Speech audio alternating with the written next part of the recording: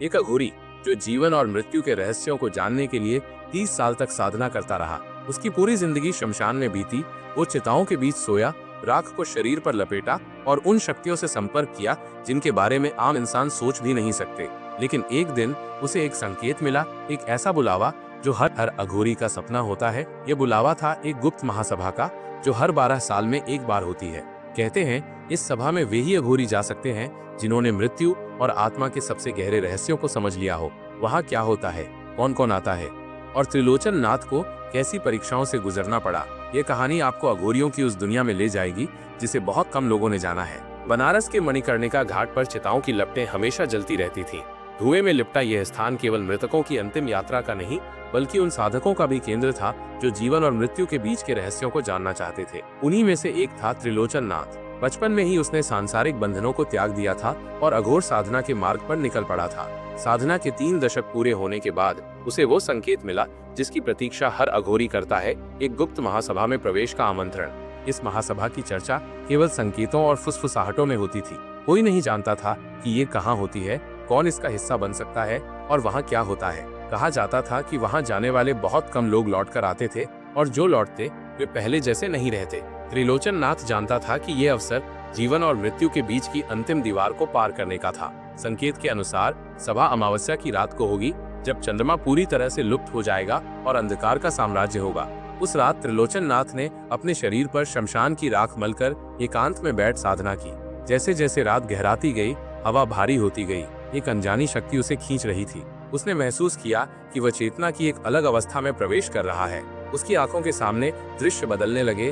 वो अब बनारस में नहीं था, वो खुद को एक घने जंगल में खड़ा पाया। चारों ओर अजीब सी सायम सायम की आवाज थी। वृक्ष इतने ऊंचे थे कि आकाश तक उनकी शाखाएं फैली हुई थी।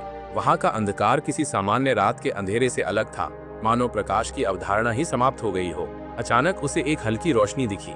ये एक जलती हुई चिता थी, लेकिन उसकी लपटें नीली थीं।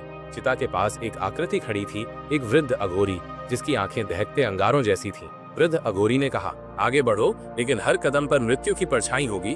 त्रिलोचन नाथ ने अपनी यात्रा जारी रखी। हर कदम पर विचित्र घटनाएं हो रही थीं।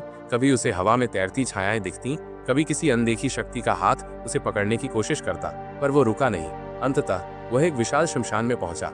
ये कोई साधारण शमशान नहीं था। यहाँ चारों ओर अनगिनत चिताएं जल रही थीं और उनकी लपटें अलग अलग रंगों की थीं, लाल, नीली, हरी और कुछ तो काली भी। प्रत्येक चिता से उठने वाला धुआं अलग दिशा में जाता प्रतीत हो रहा था, मानो किसी रहस्यमय शक्ति का संकेत हो।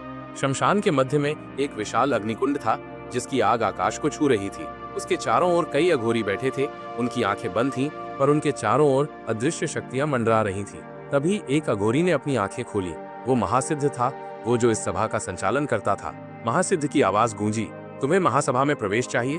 त्रिलोचन नाथ ने सिर झुका दिया। महासिद्ध ने कहा, तो तुम्हें परीक्षा देनी होगी। त्रिलोचन नाथ को अग्निकुंड के पास बैठने का आदेश दिया गया। उसकी परीक्षा थी 24 घंटे तक ध्यान करना बिना विचलित हुए, और इस दौरान जो भी आत्माएं प्रकट होंगी उनका सामना करना होगा। जैसे ही उसने ध्यान लगाया, अग्निकुंड की लपटों से अजीब आकृतियां निकलने लगी। पहली आत्मा एक युवती की थी जिसके आंसू आग में गिरते ही भाप बनकर उड़ गए। वो बोली, मुझे मुक्त करो। त्रिलोचन नाथ ने मंत्रोच्चार किया और उसकी आत्मा शांत हो गई। इसके बाद एक विशाल छायामयी आकृति प्रकट हुई। उसकी आंखें अंगारे जैसी थीं और वो त्रिलोचन नाथ की ओर झपटी। ये एक उग्र आत्मा थी जो कभी किसी गलत साधक द्वारा बंधी गई थी और अब प्रतिशोध चाहती थी। त्रिलोचन नाथ ने अपनी साधना की शक्ति से उसे नियंत्रित किया और मुक्त कर दिया। 24 घंटे बीतते बीतते कई और आत्माएं आईं, कुछ रोती हुई, कुछ क्रोधित, कुछ भटकती हुई। त्रिलोचन नाथ ने प्रत्येक आत्मा का सामना किया और अंततः अपनी परीक्षा पूरी की। महासिद्ध ने घोषणा की, अब तुम महासभा का हिस्सा बनने के योग्य हो। सभा शुरू हुई। वहां मौजूद हर अघोरी ने अपने अनुभव साझा किए। महासिद्ध ने मृत्यु के रहस्यों का उद्घाटन किया। उन्होंने बताया कि आत्मा कभी समाप्त नहीं होती, केवल रूप बदलती है। उन्होंने आत्माओं को वश में करने की विधि सिखाई और एक गुप्त मंत्र दिया जो प्रेतलोक और देवलोक के बीच संपर्क स्थापित कर सकता था। अचानक महासिद्ध गंभीर हो गए। उन्होंने कहा, पर याद रखना, इस ज्ञान का उपयोग केवल परोपकार के लिए किया जाना चाहिए। जो इसका दुरुपयोग करेगा वो भयानक दंड भुगतेगा।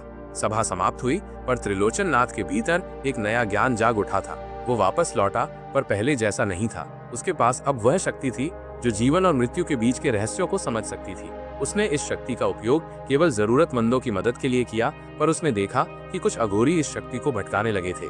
समय बीता और एक दिन त्रिलोचन नाथ अचानक गायब हो गया। कुछ कहते हैं वो प्रेतलोक में चला गया, कुछ कहते हैं वो अग्निकुंड में समा गया। पर एक बात निश्चित थी, हर 12 साल में जब वो गुप्त महासभा होती तो उसकी परछाई वहां मौजूद रहती थी, और जो भी महासभा के नियमों को तोड़ता वो रहस्यमयी तरीके से गायब हो जाता। आज भी मणिकर्णिका घाट पर जब अमावस्या की रात होती है, कुछ साधक दावा करते हैं कि वे एक छायामयी आकृति को शमशान की राख में चलते हुए देखते हैं। वह कौन है, कोई नहीं जानता।